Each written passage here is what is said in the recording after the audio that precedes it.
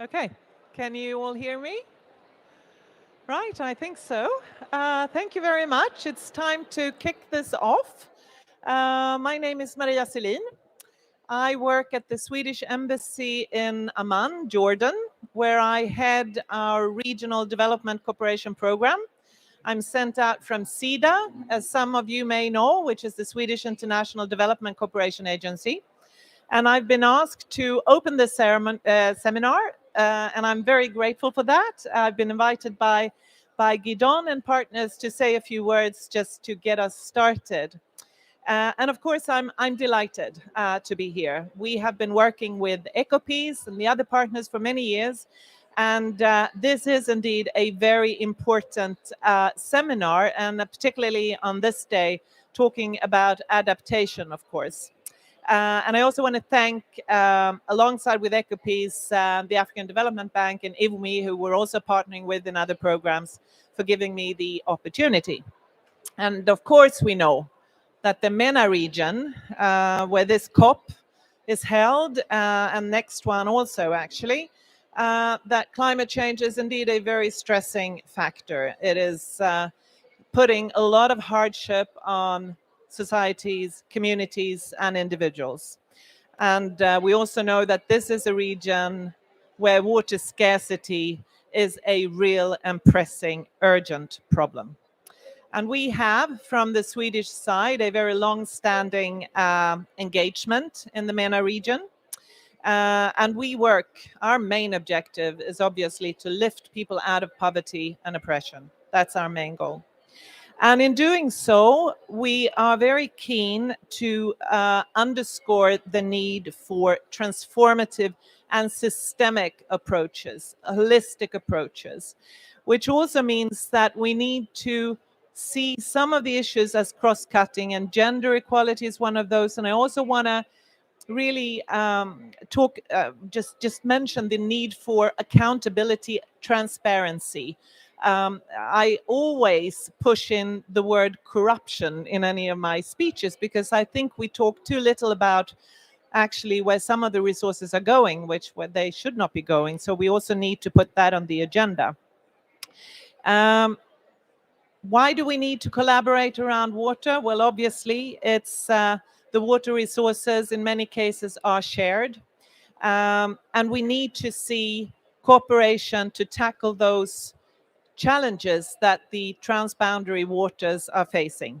And this, of course, is something that EcoPeace, our partner, has been doing for many, many years, and very good success, looking at the Jordan River as the key case here, where you build trust and relationships around the common resource that you have, and also trying to tackle the common challenges. And we are very proud and happy that we just recently actually renewed our cooperation with EcoPeace for another 3.5 years. I'm very proud to have done so. I won't be very long, but I do want to come back to the issue of gender and gender equality and gender mainstreaming. As I'm sure all of you have done, you've been walking around, you've been hearing and seeing how many sessions talk about the need for women's inclusion in decision-making processes, also because women are absolutely the hardest hit by climate change and water constraints. And I just read, a colleague of mine showed me that if we look at the 110 world leaders that have attended the COP, you will be surprised, if not shocked, to know that 7 are women. I was just passing by another panel here. There were 9 people on the panel, and the only woman in that panel was moderating. So I think we need to look at ourselves too and say, what are we doing? Because we need to bring women into decision making, whichever level we're talking about, from the top to the grassroots level. So that's something that I'm very passionate about, and I really want to make sure that when we talk about collaboration and cooperation around shared resources, then we should always include women as well as youth, obviously, in the decision making. So this seminar is to talk about how can you advance regional cooperation and what is there to learn from the successes of the partners here. And I think that's very, very pertinent because we need more cooperation, not less, if we're going to tackle this planet's challenges. So with those remarks, I want to conclude, and I really want to thank the partners, and I'm looking forward to the discussion, which I know will be very fruitful, and I hope that there will be a lot of engagement around these issues. So thank you again, and I'll hand over to you. Thank you.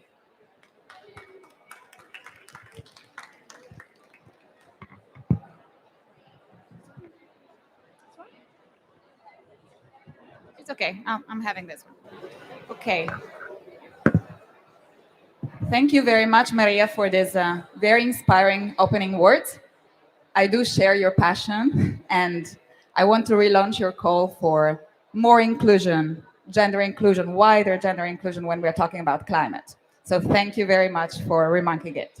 So it is a pleasure to be here. Good afternoon. Thank you for being here to all the panelists and the public here. And also, I think the event is streamed online. So want to thank you also those who are following us from home.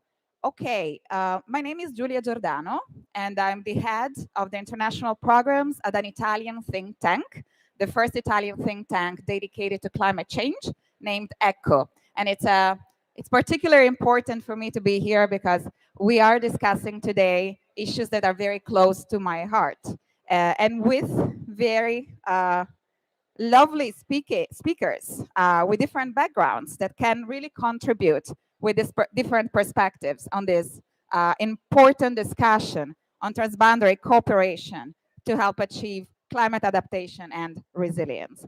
So I want to introduce, we have Mr. Ijoma Emenanjo, Chief of Water Resources Management, African Development Bank Group. Thank you so much for being with us.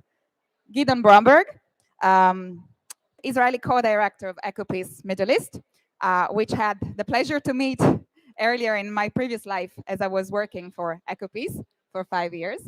And finally, Ms. Karina Bachhofen, Associate Director of Head of Policy, Red Cross Red Crescent Climate Center. So thank you all for being here. And let's start immediately with the discussion as we don't have much time today.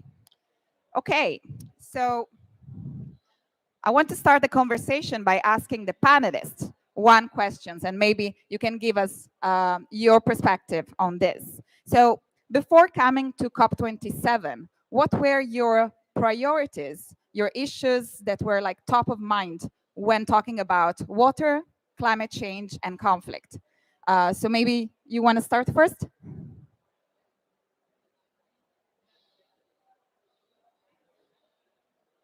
You want to use mine? I think this is working. Thank you very much. Really happy to be here and really happy to see the room.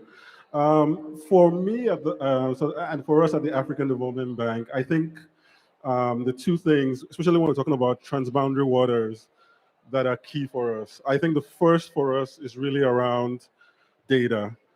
We really have a data gap, a data issue on the continent. And that has really sort of been a real sort of focus for us over the last couple of years, is looking at how we can sort of deal with data issues. And we have several programs and sort of projects that we are kicking off. We've been kicking off over the last year and a half, 2 years, and we'll continue for the next couple of years, that we really look at data and how to sort of get better data in different sort of scenarios. The second thing for us is really around the enabling environment around sort of policy, right? And how countries work together and the sort of agreements and arrangements and how countries work together to deliver on transboundary issues. Just to say that in Africa, when we talk about transboundary waters, it's really sort of at the top for us because 90% of surface waters in Africa are transboundary and 40% of aquifers, so groundwater, sort of at transboundary level. So for us, really looking at these two issues of data and looking at issues around sort of agreements and policies is really key for us. Thank you very much, and thank you for having me on the panel today, and thank you all for being here. We heard about data and policies, and I would say from the perspective of the International Federation of Red Cross Red Crescent Societies and my own climate center, for us it's all about, of course, people. And we know that with climate change, we have rising risks, greater frequency, intensity of events, and of course, greater stresses, including water-related stresses, which is reducing food security, water security, rendering some climate-sensitive livelihoods untenable, and of course, exacerbating conflicts in some contexts. And so when we're here at the COP, we know that people that are affected by conflict are those that are living often in situations of greatest vulnerability and where the least amount of resources are reaching them. They're not only excluded from efforts to adapt, funding for adaptation is not getting to the local level and to these particularly complex, fragile and conflict-affected contexts. And so coming into COP, one question very front and center on our mind is how can we ensure that the decisions here that come out of COP not only reflect the urgency of the situation, but the need to really get resources and support to the most vulnerable around the world, particularly those living in contexts that are fragile and conflict affected. Thank you, Karina. So really building on Karina's words here of urgency and risk, at EcoPeace Middle East, a key issue that we were thinking of before coming here is cholera. 3 months ago, cholera broke out in Syria. It broke out because of the connection between climate, conflict, and water. Yesterday, cholera for the first time was discovered in the waters out of the Yarmouk River.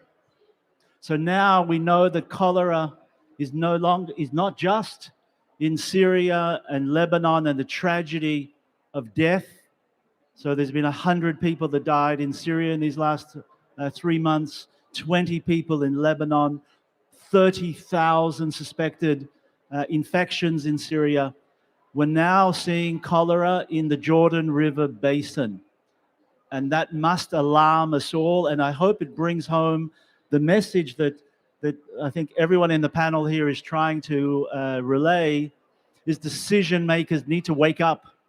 The connection between water, conflict, and climate is real, and people's lives are at risk. Well, thank you so much, Gideon, for highlighting this top priority in the Middle East. Maybe I would continue with you because, you know, in the Middle East, there is really a strong connection between water scarcity, conflict, and climate change, as you mentioned. But there are also some step forwards that are being made. Especially like I've heard that here at COP was signed an MOU between Israel and Jordan to advance a water and energy exchange between the two countries. So how this kind of action can actually contribute to advance the climate objectives? So when people think of the Middle East, they immediately think of conflict, Arab-Israeli conflict, all of the conflicts internally throughout the Middle East and North Africa. One of the issues that EcoPeace has been leading and have a roll-up here calling for a green-blue deal. It's actually learning from the experience of Europe, of the European Green Deal, that we must approach the climate crisis from a regional perspective in addition to a national and global, because our transboundary waters and environment are all shared. So we were truly delighted, and EcoPeace, of course, played a role by undertaking a study highlighting that we can trade, we can use the comparative advantages of hinterland countries such as Jordan that has vast desert areas that can produce renewables at scale and at prices that in our case, Israel and Palestine would only dream of. And on the other hand, on the Mediterranean, there is leadership already in desalination. And by using renewable energy to desalinate, Jordan can meet its very dire water scarcity issues by buying desalinated water. So the MOU that was signed here builds on a letter of intent that was signed a year ago. where for the first time we're seeing an advance of both climate mitigation through renewables and climate adaptation through meeting the water scarcity issues. In addition to that, of course, this creates healthy interdependencies. It really reflects what nature is about. In this case, each side has something to buy and each side has something to sell. If it reminds you of something, again, I hope it reminds you of how Europe moved forward after World War II on coal and steel, last century's critical resources. This century's critical resource in the climate challenge is how to harness the sun and the sea to build stability in troubled areas of the world like ours. Thank you so much, Gideon, for explaining how these kind of developments can actually align to our action on climate and how things can happen actually at COP and can really progress in this sense. And I think it's a lesson that comes from the Middle East, where it's not just about conflict, but it's also about cooperation, especially on environmental issues. But I think I want to build on what you introduced earlier about, the risks that climate change, health risks, but all kind of other risks that climate change and the impact of climate change is bringing with it. In particular, I wanted to ask to Katrina, events like droughts, floods, and extreme weather events in general are becoming more and more severe around the world. We have seen also Europe being this year hit by these kind of events. And I know that organizations like Red Cross, Red Crescent movement are actually promoting anticipatory actions. And this is a mean to prevent crisis and reduce costs. So first, if you can say a few words about these actions, and also if you can explain if this can support the nexus between humanitarian development and peace. Thank you. Thank you very much. So indeed, the humanitarian sector has become more anticipatory than ever before. We are now taking action before a hazard strikes based on scientific weather and climate information, based on scientific forecasts. This means that there's preparedness, there's actions that are identified that can be taken when a forecast says this much, for example, rain will fall for this duration of this intensity. Actions are triggered, funding will often flow to enable those early actions to take place. And we're acting in advance. So then the hazard strikes and we'll face fewer losses and damages afterwards. So it's a real way to minimize the impacts that can be felt rather than waiting too late and acting ex post disaster. The humanitarian development peace nexus is, of course, crucial in all of this. The Anticipation Hub, which is an initiative between the German Red Cross, the Red Cross Red Crescent Climate Center, and the International Federation of Red Cross Red Crescent Societies. This Anticipation Hub was developed to exchange knowledge and learning about what anticipatory action works, how it works, what can be improved, and there's more and more pilots and activities around the world that are testing out these approaches. And so this is a place where you can share the knowledge and exchange. The Anticipation Hub has a working group on anticipatory action in conflict settings. And so this is being recognized at the highest levels as an important area for further discussion, further investigation, and further action. And members of this working group are from the peace, development, and conflict sectors. Humanitarian sectors, I should say. And enabling and promoting anticipatory action for each of these sectors is, of course, extremely important, particularly understanding how to do anticipatory action in places where there's already protracted crises or conflict taking place. And so this requires a conversation about what business as usual needs to shift. How can we design and implement with taking advantage of the different areas of expertise that these actors bring? So for example, peace actors understand the dynamics of the conflict. Humanitarian actors such as Red Cross, Red Crescent, national societies understand how to make interventions conflict sensitive. And of course, the development actors are the ones that can really invest in the long-term development and long-term risk reduction of these communities. And that can be, for example, in improving weather and climate data, early warning information, and building the capacities of the communities that are needing to take action, the anticipatory action when the time comes. I would say one thing that's interesting in areas of conflict, it's about bringing in maybe usual and unusual suspects and anticipatory action. One area for further investigation is, for example, the role of the army to take in order to ensure that anticipatory actions are effective. But there's still too little understanding right now of what sorts of cooperation modalities are best in these fragile, complex, conflict-affected contexts. And so that's what a lot of the discussion is about, what sorts of cooperation modalities are needed in these specific places. Thank you, Karina. And I think it really shows your point how cross-cutting the approach should be when addressing risks and climate threats. So, and it's really important that you mention how the nexus work and what is the way that cooperation can enable a holistic approach to facing the crisis. I want to continue with this topic of anticipatory actions and ask you, Gioma, if you can tell us a little bit more about why is it important that climate adaptation and resilience be tackled through anticipatory actions at the policy level when dealing with transboundary management of water. Okay. Thank you very much. So at our bank, sort of our core work is working at the national level, right? And in many cases, and if not all of them, national policies for water management are quite clear, quite straightforward. But now we're tilting a lot towards doing transboundary work, and we're seeing massive gaps in many basins do not have agreements, which are sort of the basic guiding documents for cooperation, and where they exist. And we're seeing that because they were written 50, 60 years ago in many cases, or even longer, they do not factor at all climate change at all.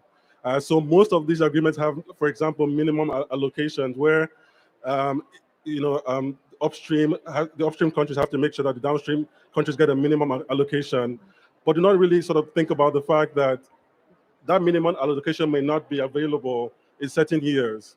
So we're really concerned that in the future, because we understand that in different parts of the continent, we'll see different massive changes in sort of precipitation and so on, that in the future we'll see issues around allocations to downstream countries. Many of these agreements also do not look at water quality, right? Water qualities are not written into these agreements. And then there's a concern that we know that climate change will affect water quality, that these issues have not been taken into account. So we're working really hard to really look at the policies and sort of framing policies, working with the riparians to develop climate-proof policies is really what we're looking at right now.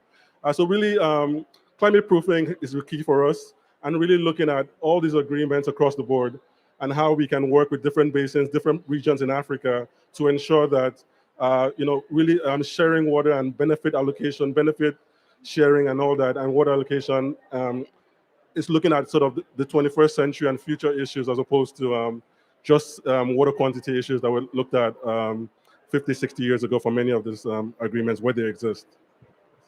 Thank you so much. And I think I want to continue with the topic of water, because you really introduced a very important element, access to water, but also water quality of water, which are very essential. And I want to ask Katrina, we talked about early warning, anticipatory actions. What is the connection here with cross-border cooperation over water issues specifically? Thank you very much. Well, we heard about the policies, and what we are also looking into is the cooperation models that are needed in order to be able to really have effective cooperation across boundaries. And so while there is recognition that anticipatory action systems are effective and have potential, there is still a need to look at the dynamics of anticipatory action systems across entire cross-border river basins. And in many cases, these trans-boundary cooperation models exist. In many cases, they need to be established, but there is room for greater improvement. So, for example, how can cooperation models allow for greater forecast monitoring across borders? How can they help enhance communication across borders? How can we ensure that the dissemination of early warning messages isn't just confined to political borders, but really going to all potentially affected populations? So, for example, with cyclones Kenneth and Idai recently, the rainfall happened in one place, the flooding happened somewhere else. And what can we do, knowing that if we can get good forecast information to ensure that people are able to take earlier action? And so one thing we can do is gain a more detailed understanding of what are the existing water management initiatives that are in place that include action on climate change adaptation in one country, and how can we see how their activities might help or might jeopardize activities of a water management corporation in another country, and how can we really start to put two and two together, because we know that what happens in one place may really, of course, have negative impacts in another place. And so one idea to consider is bringing different water management initiatives together and thinking about joint multi-country knowledge exchange and developing measures that can really truly benefit all. The last thing I would say is that water scarcity due to climate change, as we know, may be a threat multiplier in future, especially in situations of existing conflict. The water piece is going to be leading to even greater levels of vulnerability, greater complexities. And so it's not just about focusing on the hazard, I would say, and what the climate is going to do, but also what are the existing vulnerabilities and the exposure of the population, and how can, for example, improved water management and investments in development interventions also help with climate change adaptation interventions. So it's really not just about focusing on the climate, but also how can we address root causes of vulnerability, for example, starting with improving water management in some locations. Thank you so much, Katrina. And I think you highlighted a question that I wanted to ask you, Joma, now, because water management is essential for many reasons, as she mentioned, but also in building resilience and adaptation. So if you can give us some concrete examples of how a good water policies can enable adaptation and resilience. Thank you. So I mentioned earlier climate proofing, which is something we're really and this is at the transboundary level, right? Something we're investing a lot of, our efforts in is really looking at climate proofing. And what that really means is making sure that these agreements really factor in climate change, right, and are flexible. So one of the mechanisms that we're looking at now is really flexible allocation mechanisms. When we're working with different basin authorities, we're talking to them about making sure that there's real flexibility in the allocation, right? That the countries are aware of what is happening at the transboundary level with the water, and then are able to talk to each other based on this, agreements on how to sort of be flexible with the allocation. But this really is tied to very strong data. This is why I mentioned data at the beginning, that for there to be trust and for there to be sort of, clear understanding at the transboundary level, we need to have good data and data that really sort of is clear on, when when the flexibility needs to come into place and how it needs to work.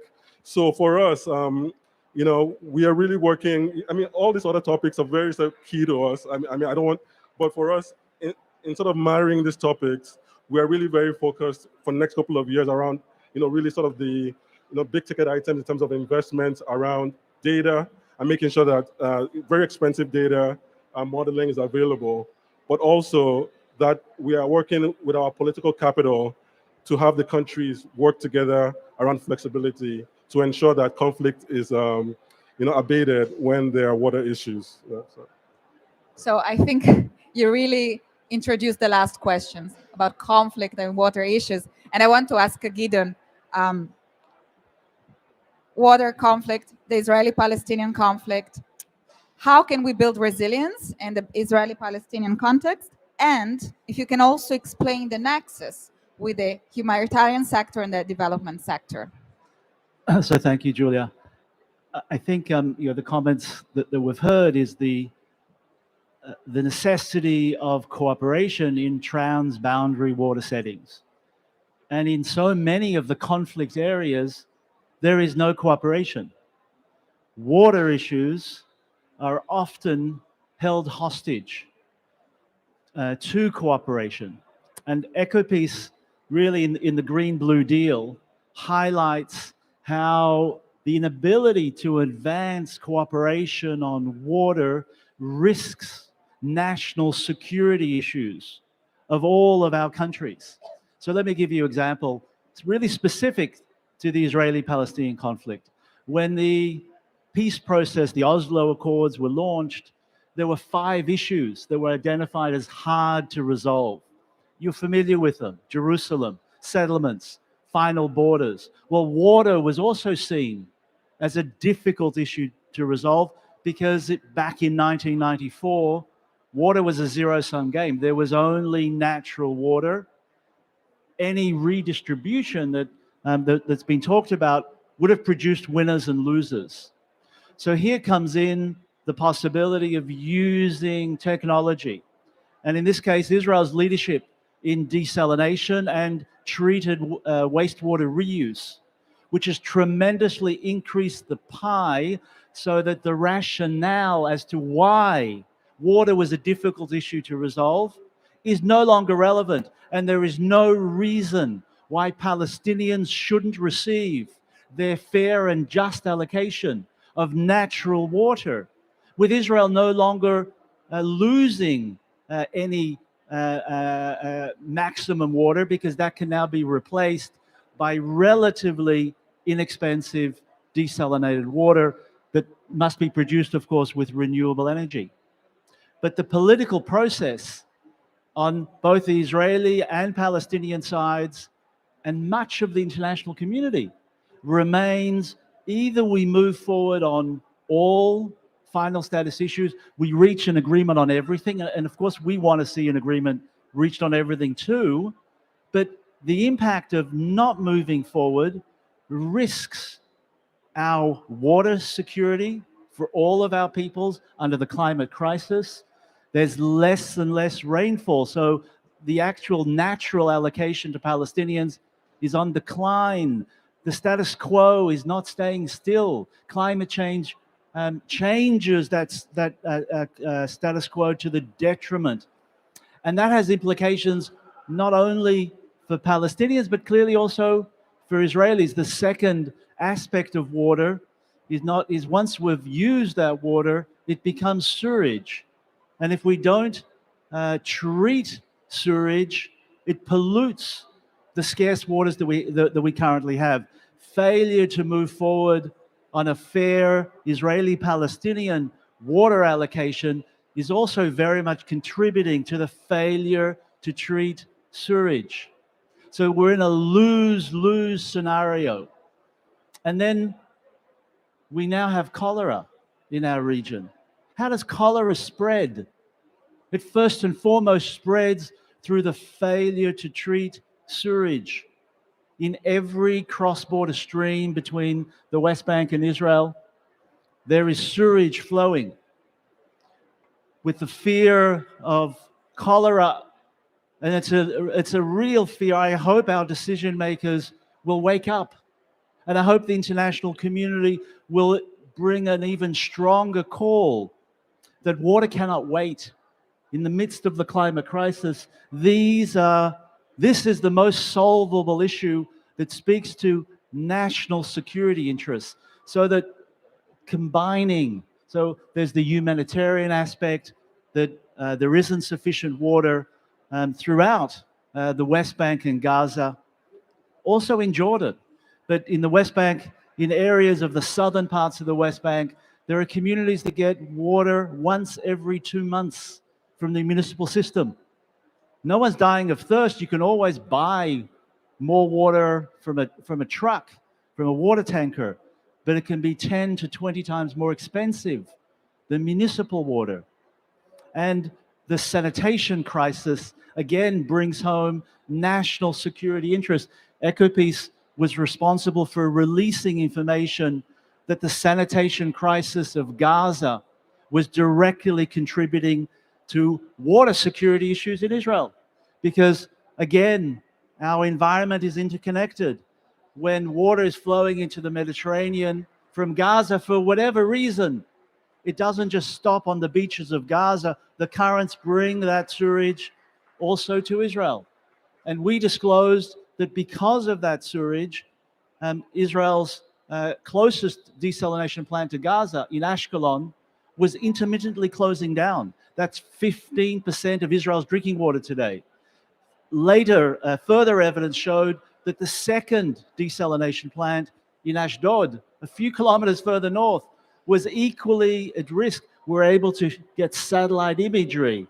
Again, the importance of data to release that to first and foremost the local communities, so to get the mayors behind cooperation to solve these issues, to get this into the media.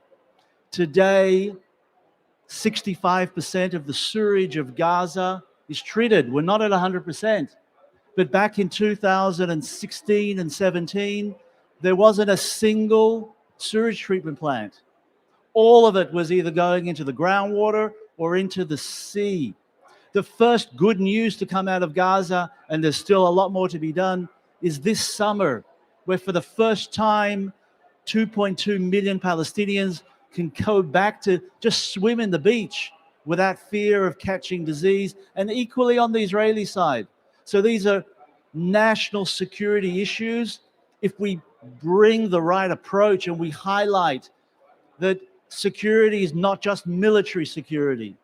Security is also environment, water, and climate.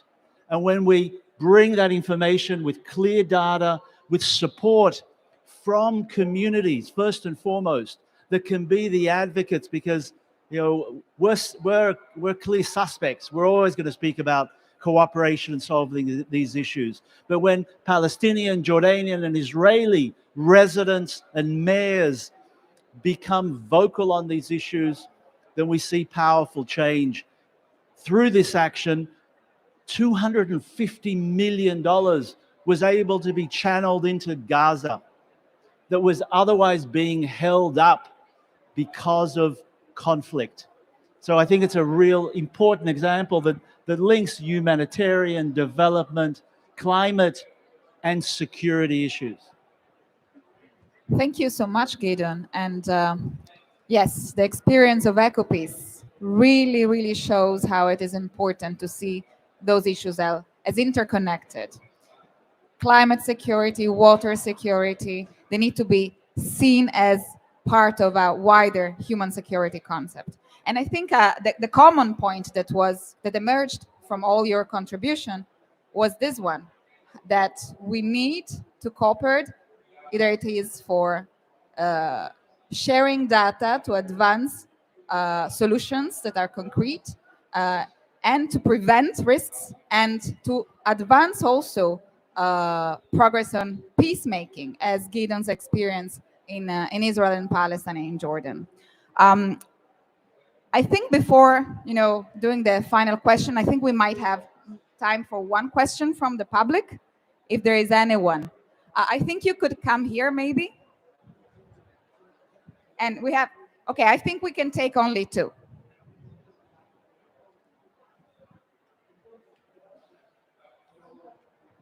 Thank you very much, moderator and panelists. I'm from Ethiopia. My name is Abarandasha, working for the Ministry of Water and Energy in Ethiopia.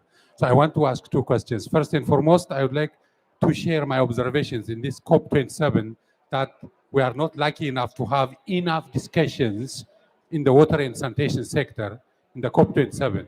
I had never, ever seen. While we are talking about environment and climate change, and whereby water is very central to this issue, we are not able to expect, to have much discussions. Having said that, I want to ask my question about my friend from the African Development Bank. How do you think of the true regional integration and cooperation, more specifically in the transboundary rivers, like the case in the African case? We have IGAD, we have AMCAO in the AU, we have many regional platforms, including INTRO, the Eastern Nile Regional, Technical Coordination Offices. We have many platforms, but how can countries have a true regional cooperation and integration in that regard? while water is central for the achievement of the 17 SDG targets? Thank you so much for your question. So this is an extremely difficult question you're asking me here, because I always say that before I give a speech on the continent, that Africa is big and the problems are many, right? So the two things I always say. I think there's a lot of work that needs to be done in terms of integration. So at our bank, we have the high fives, and one of the key high fives is Integrate Africa. I think you're right. We have too many platforms doing the same thing in different parts of the continent. So that's my agreement. I think we need to sort of have a longer, too much of a long conversation on where we need to synergize efforts. But I want to use this opportunity to keep on talking about, to say one thing, that is going back to my data argument, right? That in Africa, we have basically two types of transboundary basins. One are the high trust basins, I won't name them, and we have the low trust basins, we know them, right? It is really important for the future when it comes to climate change that we deal with data issues, because in these high trust basins, there are going to be massive challenges. And if we do not have access to data, there will be low trust.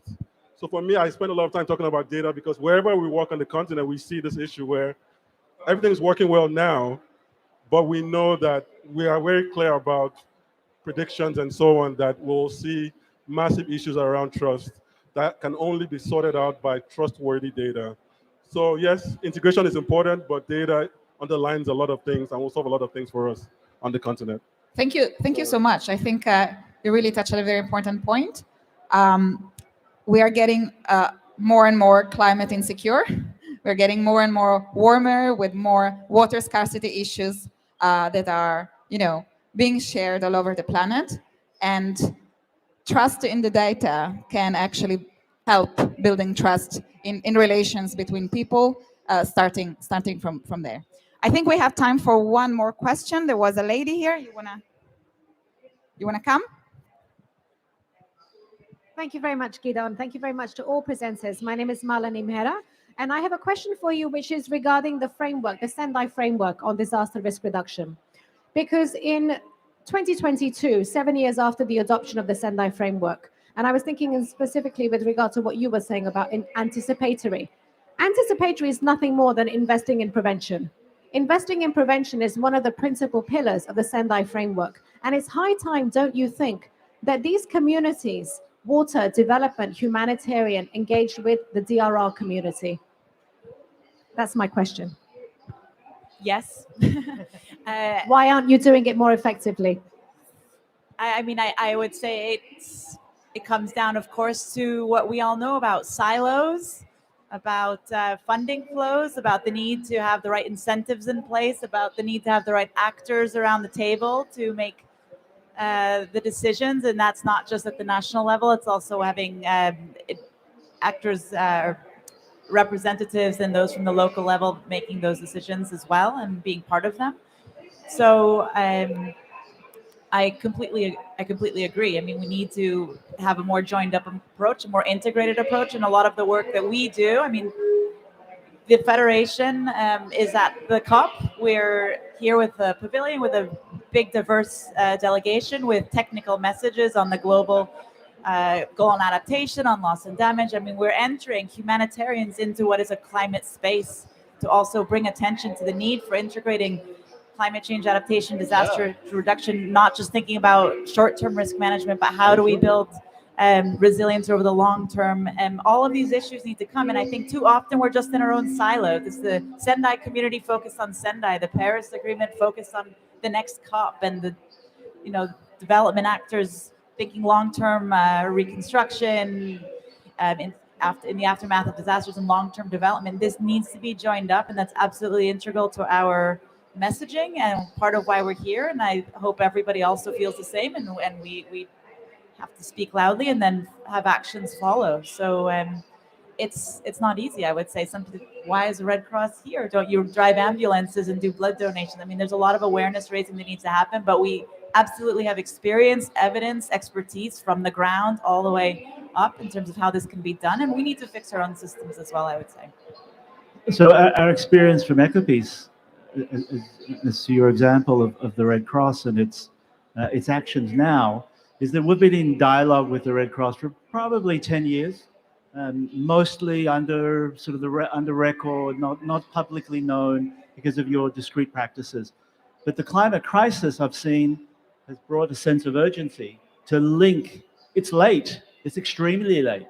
It's really only happened in these last 12 months, at least in our case of Israel, Palestine, Jordan, particularly Israel, Palestine, where the silo approach is part of the reason that where we are, because of the failure to really understand and integrate that basically, building a pipeline is not just building a pipeline, laying a pipeline. It creates the opportunity to bring communities, because the pipeline goes from one place to another place. It creates the opportunity in a conflict zone to promote an understanding of interdependence. And I think that's the missed opportunity that we still need to much more heavily invest in, that linkage between humanitarian development, peace building. They must, in a conflict zone, our perspective of EcoPeace, if you cannot find a peace dividend, then you haven't looked seriously enough. You haven't developed a program with enough strategic thought, because otherwise we're allowing the climate crisis to be a threat multiplier. But equally, the climate crisis can be an opportunity to build trust, to build resilience. But it's only if we look differently at these silos and the relationship between them all. Thank you, Gideon. So climate crisis is a opportunity multiplier instead of threat multiplier. I think very quickly, the last question. It is for me. Okay, it is for Thank you so And much. then we close with the questions. Thank you so much. Sorry, we're running out of time. Thank you. I think climate is an opportunity. I agree with that. And cooperation, I don't think is an option now. This is a necessity. So, and this is a very hot issue to be taken to the Water Action Decade 2023. And the issue is getting more complex because with climate change, and then we have COVID-19, and now we have the war, which causes problem on food and energy as well. So I think we have to move fast on considering cooperation as one of the adaptation measures in water and climate change resilience. So it is one of the adaptation measures. Thank you. Someone wants to give a feedback? Okay. So thank you so much. Okay, so we are about to end this conversation, but I want to conclude with a question to all the panelists. We are in the middle of COP right now. We're closing the first week. We still have a second week. But looking ahead towards COP28, what are the priorities? What are the issues that should be faced at next COP when we are dealing with transboundary water? So if you just give a very quick reaction before concluding. Thank you. Thank you. So, I mean, I'm not going to sound like a broken drum here. So let me do something different and say that improving enabling environment for transboundary waters. And I'm sorry I talk about Africa, but this is where I work and this is sort of my focus. But really, enabling environment means for us strengthening institutions.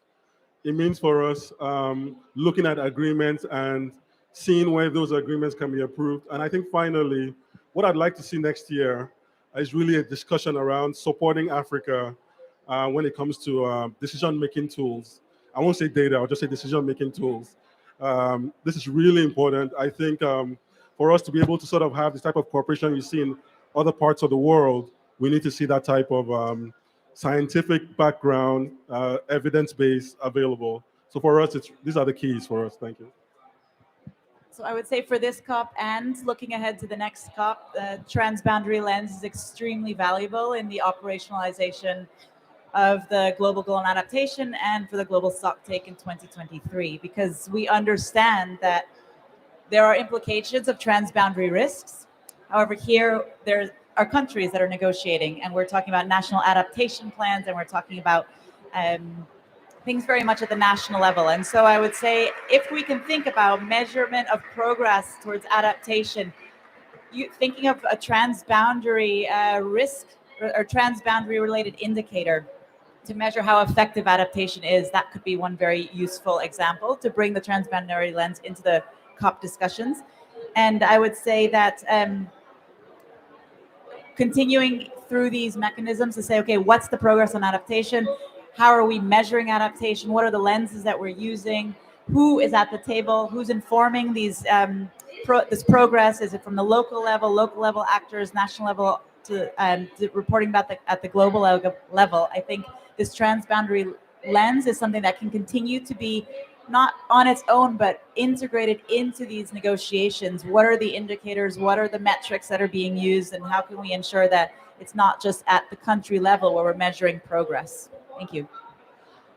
In a conflict setting, in a transboundary basin, working with the other is seen as working with the enemy.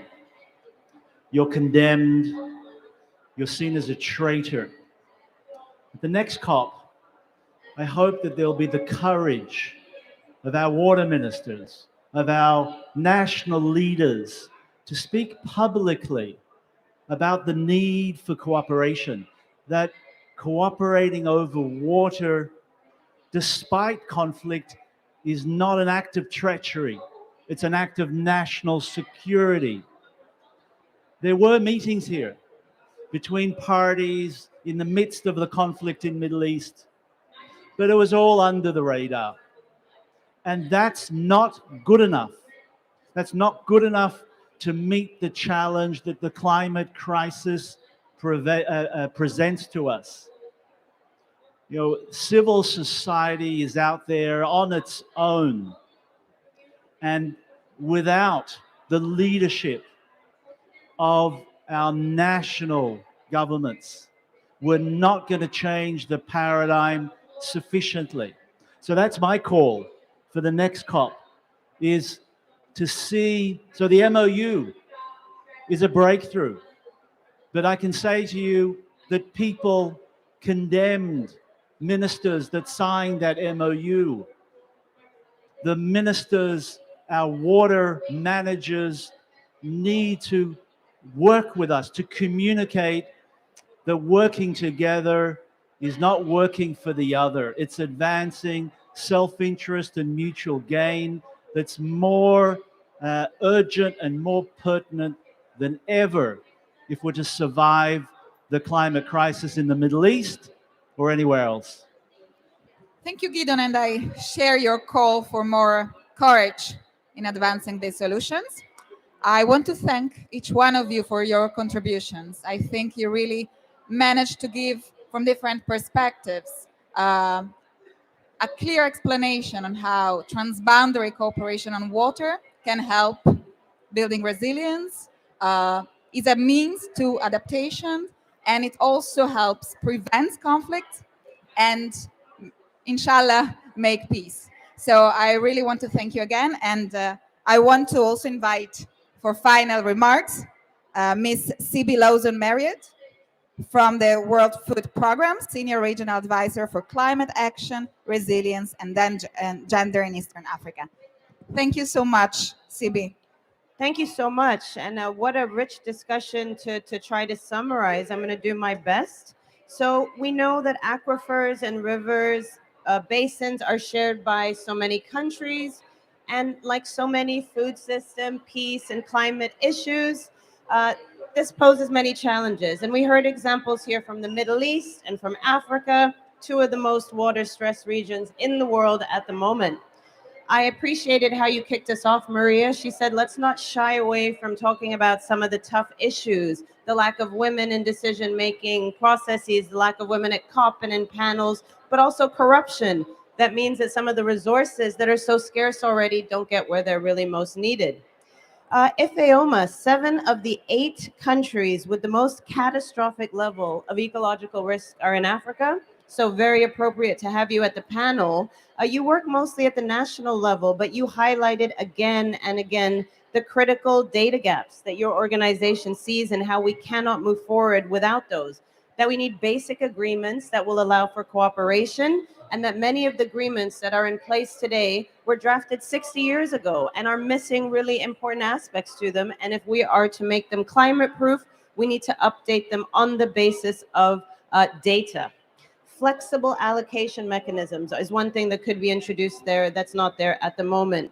Karina, always advocating for the most vulnerable, those who are getting the least resources to adapt. You gave us really concrete solutions like anticipatory action, really asking us to make sure that we pay attention to the fragile and conflict-affected contexts, which are the hardest to reach, but which are essential to engage with if we are to leave no one behind. Gideon, yes. What an exciting intervention from you. You talked about how climate, conflict, and water can come together in noxious ways that we might not expect, right? Such as cholera right now in Syria and the Middle East. But you also gave us a lot of reasons for hope with the Green Blue deal, some concrete ideas about how we might harness the power of the sun and the sea for desalination. Really, really fascinating. You wanted to challenge us to be courageous enough to have people that are often on opposite sides of the agreement talk about issues like water, not under the radar, but openly as a peace dividend. I think we got an extremely strong message about the interconnectedness of climate, food security, water, that we not have too many frameworks. We already have Sendai and other useful frameworks, that we come together for regional integration. You said, I think, Ifeoma, if I can borrow from you, Africa is big and the problems are many. I think that goes for our whole earth right now. But really, the takeaway for me here is the urgency of this issue, how little attention is going to this transboundary issue, that we need cooperation. Thank you for your excellent facilitation, very efficient. And we hope that you're leading here inspired to do more on this important issue. Thank you very much. Really great. Fantastic.